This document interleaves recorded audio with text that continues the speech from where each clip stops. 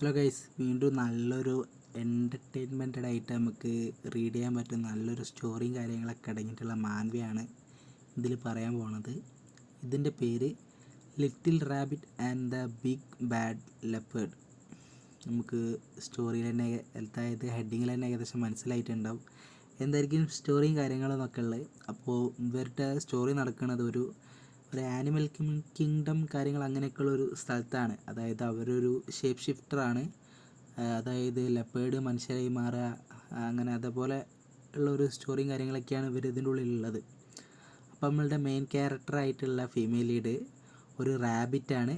അതും ഓരോ പ്രശ്നങ്ങളും കാരണങ്ങൾ വെച്ചാൽ അവൾക്ക് ഈ മനുഷ്യൻ്റെ രൂപമായിട്ട് മാറാൻ പറ്റിയിട്ടില്ല കുറേ വർഷങ്ങൾക്ക് ശേഷം.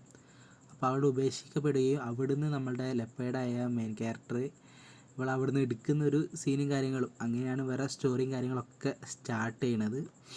പക്ഷേ ഓവറോൾ നോക്കുകയാണെങ്കിൽ വളരെ നല്ല എൻ്റർടൈൻമെൻറ്റഡ് ആയിട്ടുള്ള സ്റ്റോറി കാര്യങ്ങൾ, കോമഡി, റൊമാൻസ് എല്ലാം അടങ്ങിയിട്ടുണ്ട്. നമുക്കൊരു കാരണവശാലും ബോറടിക്കില്ല. സ്റ്റോറി ബേസ് നോക്കുകയാണെങ്കിൽ വളരെ ഇൻട്രസ്റ്റിംഗ് ആയ രീതിയിലുള്ള സ്റ്റോറി ബേസും കാര്യങ്ങളാണ് പോയിക്കൊണ്ടിരിക്കുന്നത്.